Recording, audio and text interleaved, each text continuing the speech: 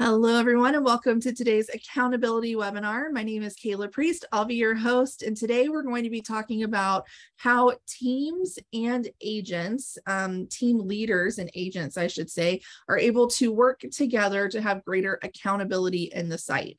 So let's first start by talking about does accountability in this context even mean?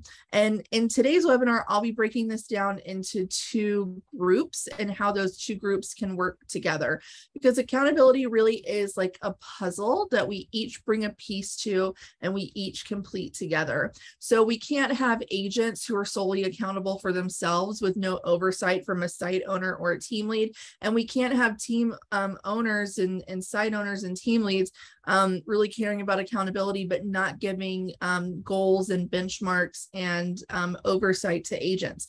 So this really is a team effort where everyone brings their own piece, and together we have this puzzle at the end that looks like our accountability plan.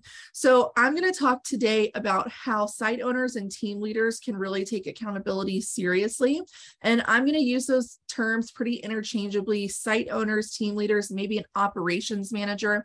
In other words, someone who could be in production, but probably isn't, who is kind of in charge of the team. In other words, when there's an announcement that needs to go out to the team, who does that come from? When we're doing one-on-ones with people to see how they're doing with the platform, who hosts that meeting? That group is going to be what we call today site owners, team leaders, operations managers, etc. That's one group. And then my second group are going to be the people who are solely in production, no oversight of anyone else on the team. And that can be agents, it can be ISAs, meaning someone that solely makes phone calls, whether that's answering inbound phone calls, maybe like from sign calls, or it can be people making making the calls to leads that are in the database. So again, I'll use those terms or those titles pretty interchangeably: agents, ISAs, basically meaning people who are in production but no oversight over anyone else. As I said, this really is a puzzle, meaning that while we do have one way that works the best, it doesn't mean there's one way to do it. In other words, when we're putting together a puzzle, some people like to start with the edge pieces, right? And then from there, they feel like they've got a good border, then they can fill in. Some people like to group by colors and start by putting tiny, little sections together and then putting those together to make the bigger photo of our puzzle. So there's no one right or wrong way to hold your team and yourself more accountable.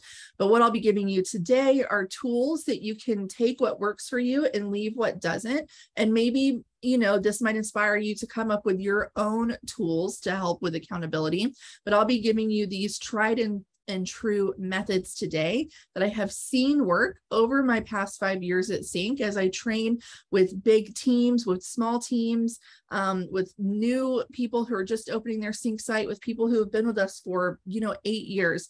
These are methods that I've seen people implement that I know work, but again, you get to take what you want and leave what you don't.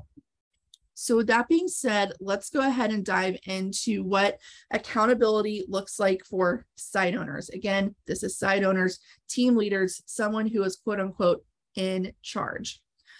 So what I hear from site owners a lot is that they have a hard time holding agents accountable because agents are independent contractors.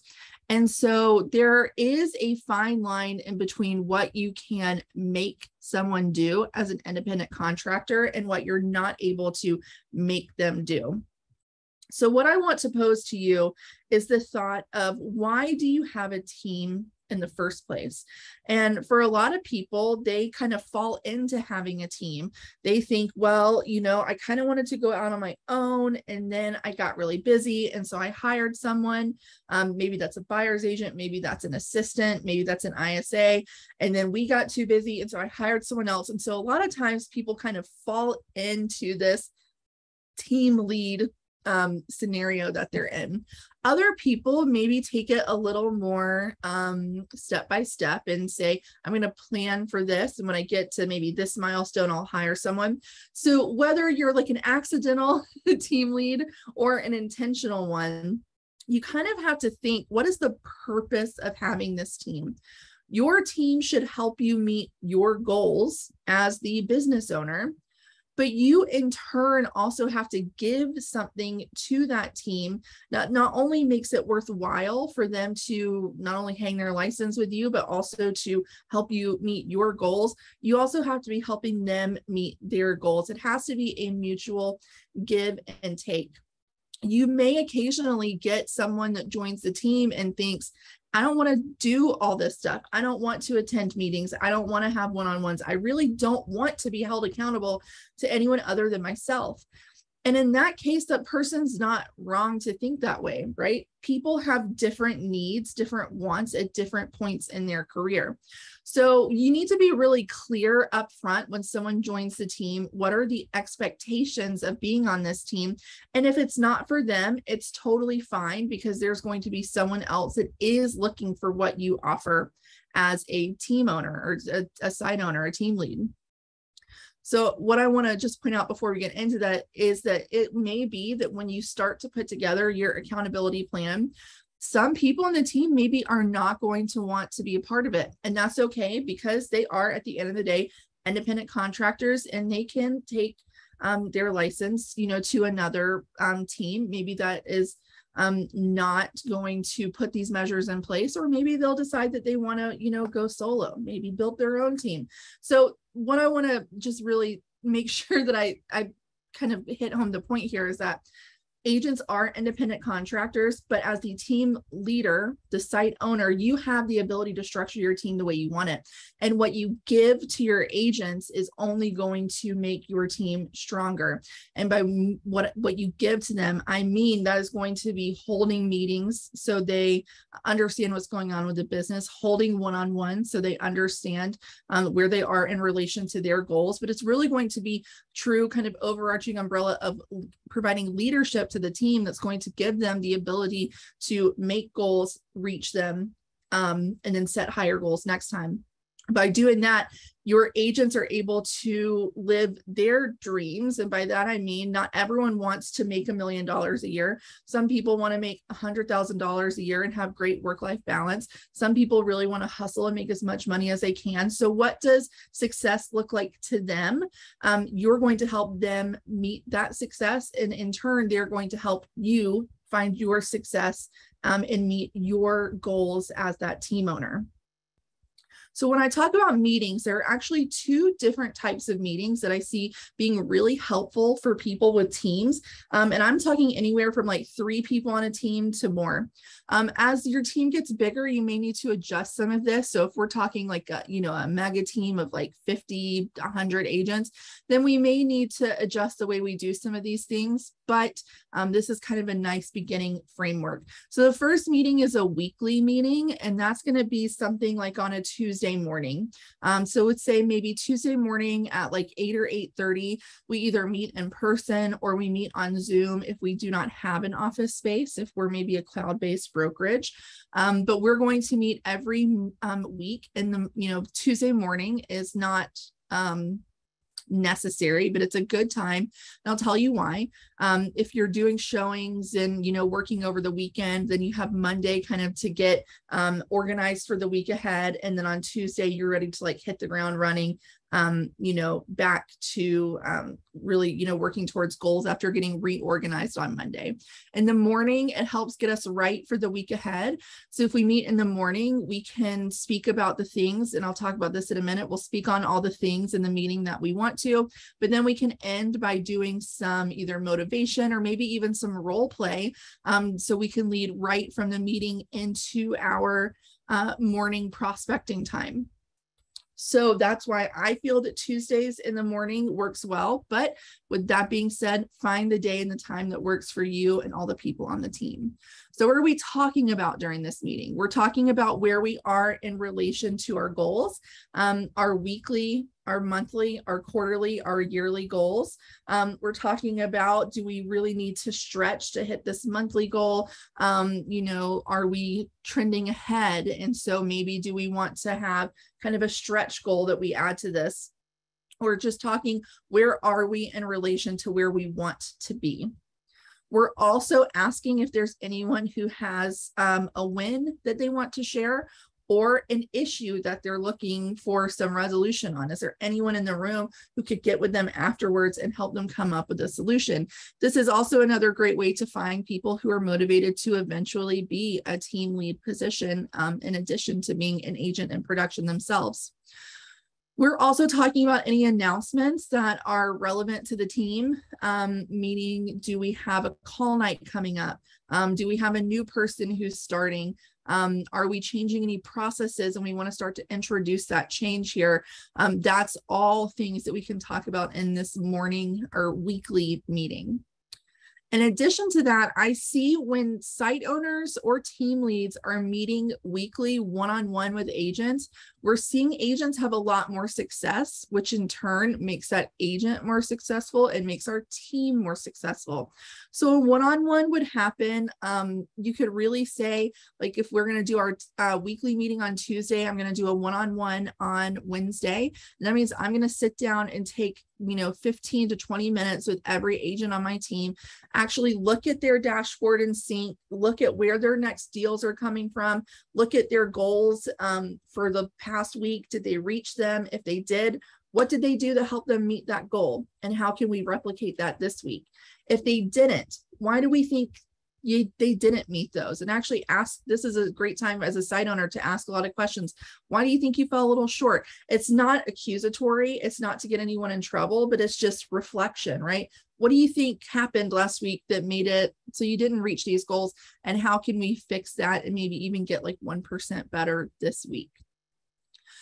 This is a time where they can ask for any feedback on maybe pending deals that have an issue, or where they can just maybe get some feedback on where they're going in relation to, their career. So it can really run the gamut, but the main points that you want to hit are going to be looking at their CINC leads dashboard. How are they doing in relation to closing deals? Where are their next deals coming from? Where are they in relation to their goals? Now, in a moment, when we talk about the agent side of this, we'll talk about how we even find those goals, but that's also going to fall into this leadership for site owners point. Leadership from a site owner means actually being there to give guidance. It is helping people figure out in relation to, like I said earlier, if they want to make $100,000 a year, but have a great work-life balance, how do I help them structure that? How do I help them figure out how many deals they need to do to have that lifestyle? And is it maybe I need to start giving access to a transaction coordinator as being part of the team? In other words, what are the perks that I could give to make it worthwhile to be on my team that are also going to help people be more successful? So that is giving that real leadership, meaning not just like, okay, do whatever you want to do, come back and see me if you have any problems, but really being open to give people guidance. And if you're not able to do that because you are currently in production, maybe it's time to start thinking about getting out. But if you say, I love being in production, I really love this job, then maybe that's looking for the opportunity to hire a separate team lead or an operations manager who can handle these meetings, handle the one-on-ones, handle those leadership conversations for you, so you can still have time to be in production and be in the parts of the business that really bring you the happiness that you're looking for. So that is a very brief kind of just things to think about if you're here as a site owner or team lead, things that maybe you could implement that you're not currently doing. Again, take what will work for you, leave what doesn't. This is a really brief kind of overview of that schedule. If you have a lot of agents, maybe you have more one-on-ones than you can fit in one day, you can absolutely bring those to other days of the week. If you're able to knock these out at the beginning of the week, I think it's really helpful though for people as they approach the weekend and they're maybe able to do some more appointments over the weekend. This is very helpful to kind of get the mindset right for the rest of the week. So now let's talk about agents and ISAs. We've already spoken about how team leads impact accountability, but how can agents impact their own accountability, meaning their own business, which will then in turn help our site owners with their business goals. Agents and ISAs are going to be held accountable to tracking their progress. And by that, I mean, you need to know how many calls it's going to take you to get a deal. And you can't just make that number up. You can't say, well, I feel like I have to make 20 calls to get a deal. The only way you can really do that is by tracking your numbers for really honestly like 60 to 90 days. And that's going to give you a full look at how many calls in the platform it takes to get you to a deal. And by that, I mean, every time we make a call, I'm going to have a piece of paper open and I'm going to have columns that say dial, contact / conversation, appointment, appointment met, deal pending, and closed. Meaning that I want to be able to have a tick mark to know I made a call, but did I make a contact? No, leave it blank. I made a call, I made a contact. Did I set an appointment? No, leave it blank. I made a call, I made a contact, I set an appointment. Did they show? Yes, make a tick mark. What we're tracking then is how many calls it takes us to get someone all the way to the end of having that deal close. And you can really even see that trend starting to form when we get towards, did they show for the appointment? Was the appointment kept or not? What that is going to help you do is really streamline how often and how frequently and how much, how many calls you need to be making out of the platform. If you're curious about kind of the CINC method for making sure that you're making the right amount of calls and also calling the right people at the right time, that is what our Who Should I Call Today webinar is for. You can find more information on that at cincommunity.com/webinars. We host that about once a month. There's also tons of recordings of that webinar at cincommunity.com/recordings. That'll kind of give you a better picture of what prospecting and following up out of the platform looks like, and how that tracking can come into play. But as an agent, it's really up to you to know how productive you need to be to get to your goals. You can only do that by tracking. Now, taking those numbers to your team lead is a great opportunity to say, I've been tracking, here are kind of my, baseline numbers. What do you think makes sense for me to do? And they can kind of help you make sense out of the data, out of the numbers. But it's really important to take that step. If you have an automated way to track, maybe you do it in CINC by tracking number of dials made in the call summary, for example, then that's awesome. Absolutely use that. But it also, like, the old school method of tracking on a piece of paper when you sit down to make your dials works. And then maybe you transfer that number into like a Google spreadsheet, for example, or Google Sheet. The CINC method is what I've mentioned in the Who Do I Call Today webinar. So holding yourself accountable to using the platform in the right way.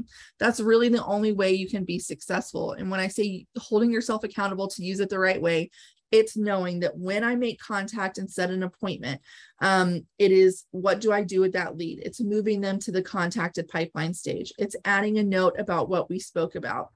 It is setting the reminder to follow up with them. It is adjusting the lead saved search. It is using my P and F filters to prospect and follow up. You have to hold yourself accountable to using the system correctly. It's really only as powerful as the information that you give it, meaning adjusting the saved search gives them better property alerts. Property alerts are the #1 driver of traffic back to your site. So when those are accurate, you are able to have a better, more informed site for your leads. It's leaving appropriate notes, not just saying spoke to. It is leaving what they're looking for, when they're looking to make a move, when they're looking to buy or sell, why they're looking to buy or sell. It's details about them, and are they married? Are they divorcing? Do they have children? Where do they work? Anything we're able to find out. Hold yourself accountable to doing that CINC method. And again, I go deep into that CINC method in the Who Do I Call Today webinar. And you can find that at cincommunity.com/webinars or /recordings. So agents really have a powerful job, because if the agents aren't closing deals, then the team isn't closing deals and the team is not getting close to those team goals. Remember, it's a puzzle we all put together.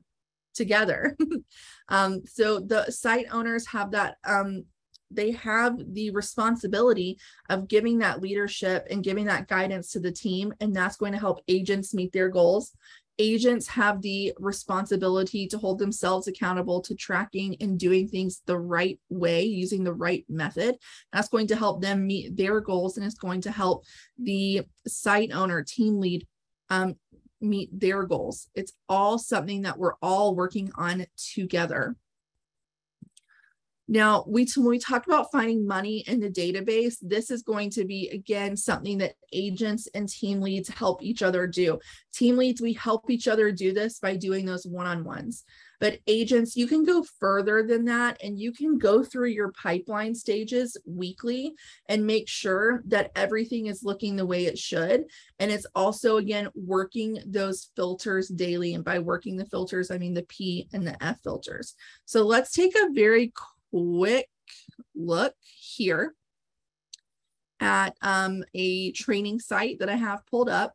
So if I was an agent and I'm wanting to do those weekly pipeline checks and also work my filters daily, my filters that I'm working daily are my saved filters, my P1s and my P filters and my F filters. But what I think is even more powerful is that weekly pipeline check. And this is where we go and make sure we're just going to go down the list one by one to see, is there anyone that I'm missing? Is there anything that's out of place? Do I have any new leads still that I haven't attempted yet? Do I have anyone in attempted contact that I have a reminder on? If I do, like this right here, is that because I actually did call George and I just forgot to move him to contacted? Does that mean that I forgot to add a note onto his profile? So this is essentially helping you find people who may be out of place. If I'm looking at contacted, do I have anyone here whose whose reminder is way overdue? And I can find that out by sorting my dashboard by my reminder column. Do I have anyone who's sorely overdue? Meaning, have I dropped the ball and not followed up with them? Doing these sorts of checks weekly are going to help you find people who are falling through the cracks, and that's going to help you be better at prospecting and following up. You've probably heard the saying that the fortune is in the follow-up. So it's really important that we stay on top of checking in with people. And if they say that they are wanting to buy a house sometime in the next year, I'm not waiting 6 months to check in on them. I'm checking in every 30 days or so, which allows me to build name recognition with them, to build rapport with them, to build trust with them. Because if they're a true internet lead, someone that came in from an ad, then they really are a stranger until we build the relationship with them. And I have a question from Michael. I noticed a danger filter only includes contacted. Should it not include the later pipeline stages as well? Michael, I can see where you might think it should, but there are some caveats. So we can only filter by one pipeline stage at a time. So the reason for the contacted pipeline selection and the danger filter is that, and let me pull it up so we can see. This danger filter, which is something that you have to create, it does not come on the site, but I'll put something in the chat for anyone here with me live to be able to create a saved filter.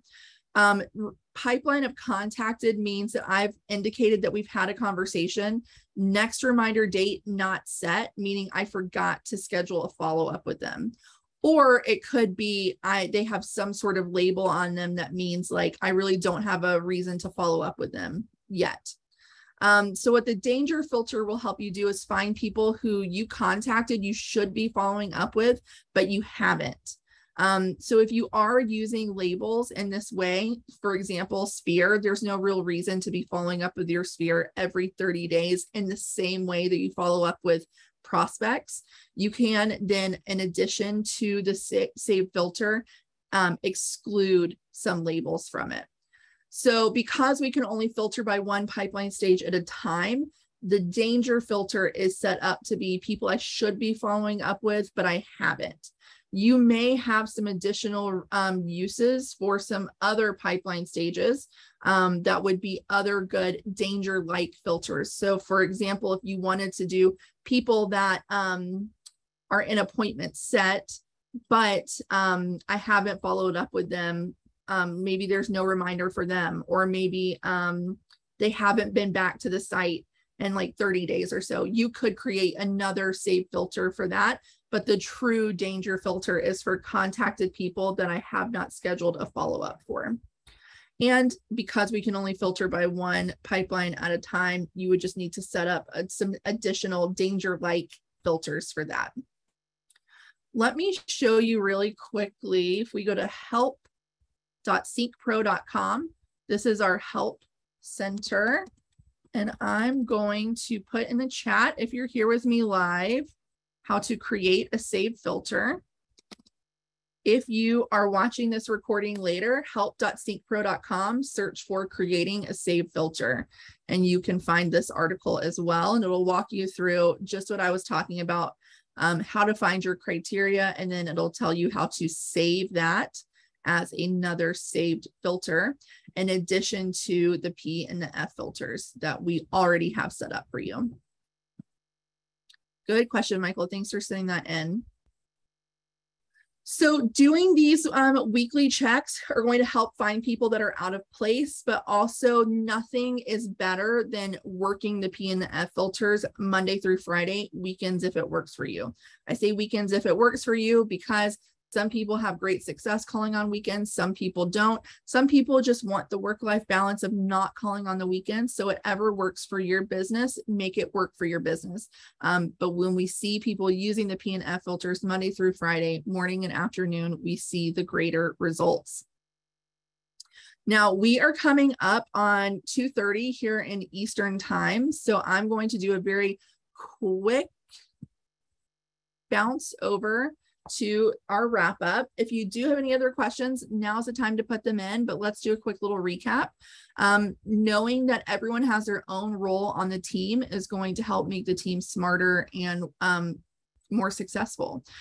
Team leads, knowing that you have a role to play in the development of your team, knowing that if you're not quite ready to put that time and effort into the development of the team, it's time to maybe either fully be in production or fully be a team lead, side owner, but not trying to do both, and finding someone who can fill either of those roles for you. Agents, if you choose to be on a team, fully be on the team. If you want to truly be an independent contractor and do your own thing, then do your own thing. But if you really want a team that's going to give you the guidance and the leadership, then look for that. Interview different team leads, different brokerages, different offices, and find what works for you. There are going to be some people who are really training heavy and some people who aren't. And if you're saying, like, I know myself and I need a little bit more training right now, then find a team that will give that to you because they're out there. But if you choose to be on a team, be on the team, follow those guidelines because they're put in place to help make everyone more successful and allow everyone, again, to bring their own puzzle piece to create the beautiful puzzle that is accountability. If you do have other questions after we wrap up for today, you've got options to get in touch with CINC. When you're in your platform, click your name in the upper right corner. Tech support is going to be there. Email and phone are going to be there for you to call or email to ask any questions. It doesn't have to be, hey, I think something's broken. It can literally just be, how does this feature work? They love answering those questions as well. And then know that the Help Center is there for you 24/7. So when we're closed, the Help Center is still here. It's keyword based. You can search for anything that you need. And there's tons of articles, videos, and walkthroughs on here to help with all of our features. And then, of course, I hope you'll join us at one of our live events. CINCcommunity.com has all of that, where you can get information on CINC University. We are sold out for Asheville this month, but we are back in Phoenix in September. And then of course, we've got Summit here in Atlanta in October. And this is going to be a really wonderful event. We've got great keynote speakers. We have awesome breakout sessions. And we also have some additional add-on experiences for only $99, which is an amazing deal where you can join us as a site owner for Mastermind or as an agent, ISA, or even site owners as well for Conversion Day. We have Rural Workman and ET here as our keynote speakers. So it's going to be just a really wonderful time here in Atlanta, in our hometown. So we're really excited to have everyone for any of these events, but I especially hope to see you at Summit this year because we've been on hiatus for 2 years with COVID and we're excited to be back. I do hope you'll also join me for additional webinars. You can catch me next week doing the Who Do I Call Today webinar on Tuesday, August 16th at 3 p.m. Eastern. But of course, if you cannot join me live, we do have our recording gallery as well, and that's organized by topic. So you can get scripting, you can get those Who Do I Call Today webinars, additional accountability webinars, tons of information on our recording gallery here. All right, y'all, I'm hopefully getting you out as close to 30 minutes as possible. Thanks so much for spending time with me today. I see a question from Michael. I'm going to answer that after we wrap up. So if you need to get out of here, have a great rest of the day, and I hope I see you soon at one of our events.